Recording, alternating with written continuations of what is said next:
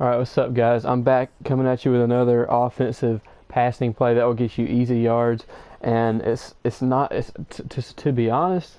Sorry for my stuttering, but to be honest, I don't know that any other YouTuber has broke this down. It's so simple. It's not like a one-play touchdown or anything, but like it's a consistent play that will get you yards. And I'm gonna show it to you now. I'm in my custom playbook that has every single. I went all out, boys.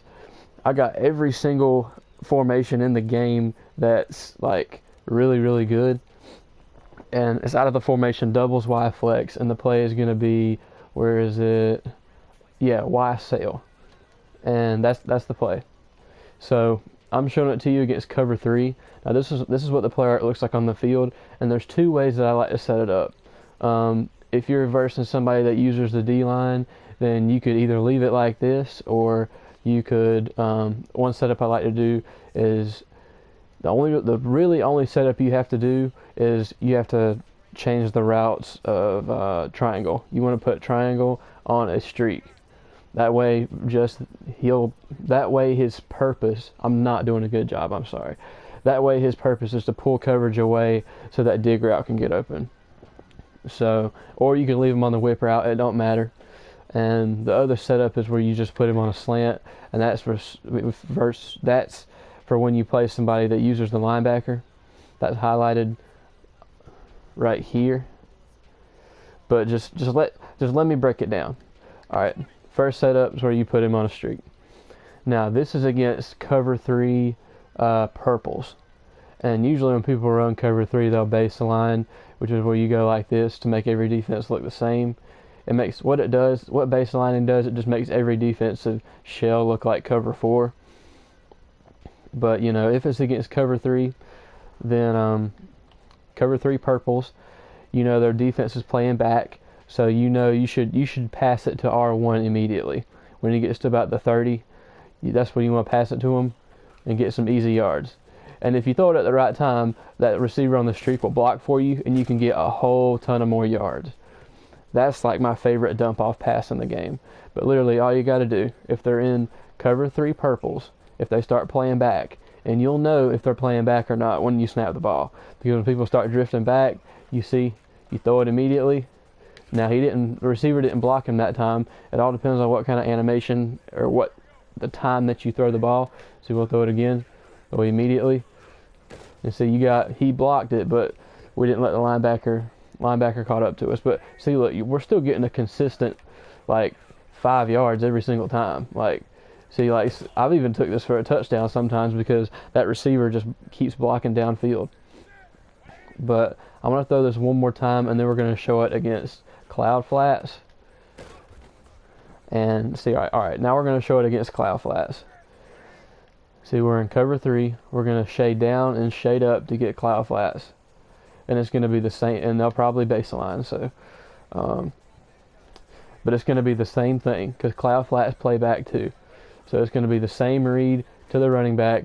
Cloud flats may actually help you out a little bit, I'm not sure, but it's still going to be the same consistent thing. Let me do cloud flats again, and you're just going to see the now you may have to make the linebacker miss a little bit, but I don't know why the linebacker shot all the way out there that time. Let me try it. Maybe I did hard flats on that play. Okay, cloud flats. I'm going to run the play again. Now I guess when you don't baseline, that linebacker drifts back there. But most of the time people, because you notice the difference, I'm going to baseline and do the same thing. But like when you baseline, the linebacker doesn't immediately shoot after him. Or maybe he does, I'm not sure.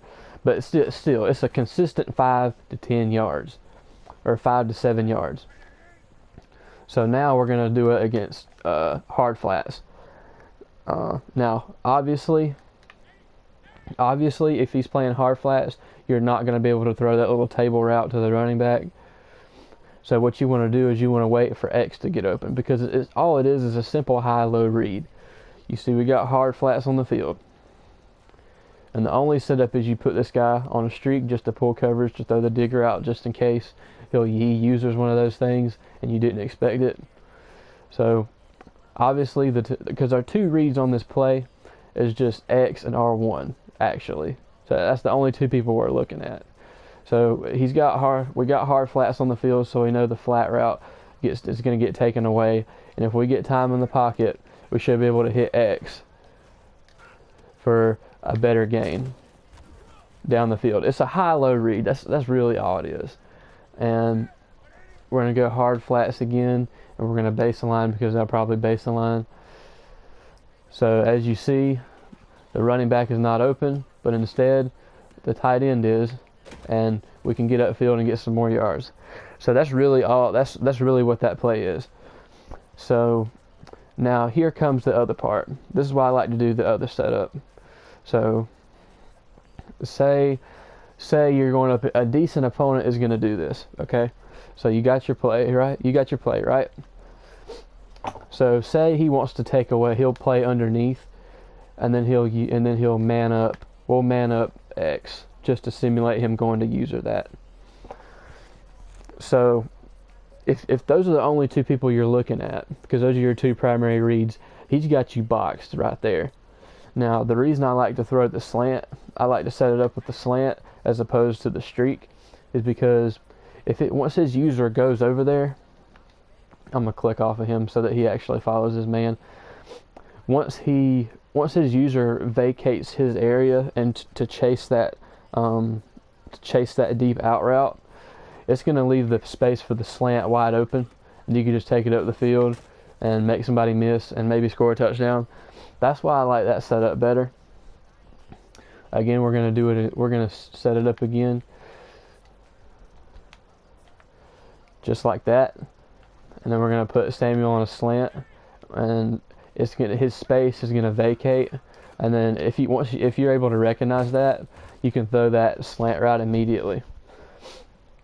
So say this is going to be another long video, I do apologize, but say he wants to do the opposite, right? We're going to man up the running back, we're going to man up the linebacker on R1. Now you may still get to throw this table route because of how far back that linebacker is, because McCaffrey on a linebacker, that's a matchup in McCaffrey's favor. But we're going to do the opposite just to show you. Well, actually, I didn't put him on slant. Let me do it again. All right, slant. We're going to shade up to take away the X route, and then we're going to man up. I'm actually going to man up. Well, I'm going to man up the left linebacker on McCaffrey to vacate the area. You still have the slant. Like, the slant ain't going to go nowhere. As long as he vacates that area, you're good. So now I'm going to show it against cover 2. Cover 2.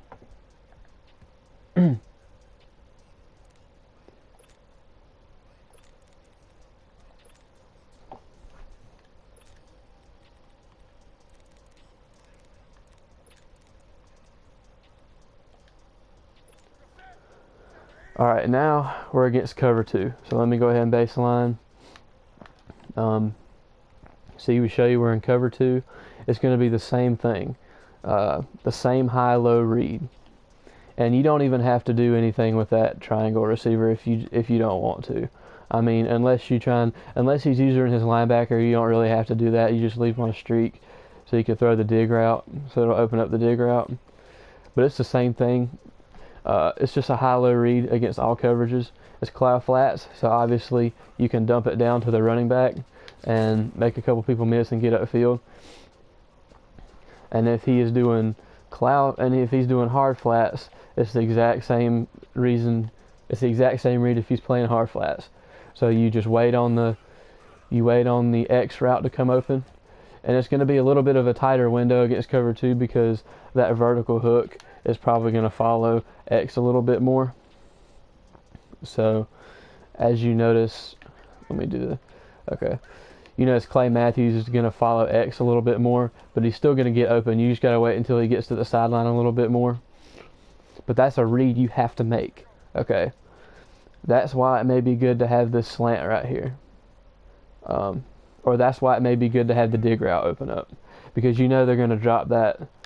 You know they're going to drop that. Hold up. You know they're going to drop that middle linebacker in a deep blue, because everybody always does that. So you're going to have the dig route. See, this is why putting triangle on a streak comes in handy. Now, I haven't actually tested this, so we're going to see if it gets open. But you see, he's playing hard. We got him playing hard flats. You can either wait for X to open up, or you can throw the dig route over the middle. You just got to wait for it to develop a little bit, and then boom. It's that simple. And if you plan to get somebody that's block shedding his defense is getting a lot of block sheds, this play might not be, this isn't something you want to spam, but it's the same thing. If you want to take this linebacker and man him up on Olsen and then play hard flats, let's put this guy in a deep blue, because that's what people are going to do. You see, like, all right, I got lost for a second. Okay, so hard flat, so the table route's going to be taken away, and X is going to be taken away because he uses it, right? Well, you can either put him on a streak and throw the dig, or you could throw the slant. And the slant is not going to be as open. You might want to possession catch it, but you're still going to be able to throw that slant all day. As long as you throw it quick, as soon as he cuts, like, it's just easy money. Like, it's just a really good play in general, and people overlook this play because a lot of times people will not play underneath. They will stay in their cloud flats and be stubborn. So you could just throw the table route all day and get yards. And you see, look, you made somebody miss, and now you got a touchdown. I mean, you never know what could happen. So, and I'm not showing it against cover 4 or cover 6 or anything, because it's the exact same setup, so high-low read. But if you guys enjoyed, I'll be coming out with a defensive tip video soon. And I hope to see you guys then. Peace.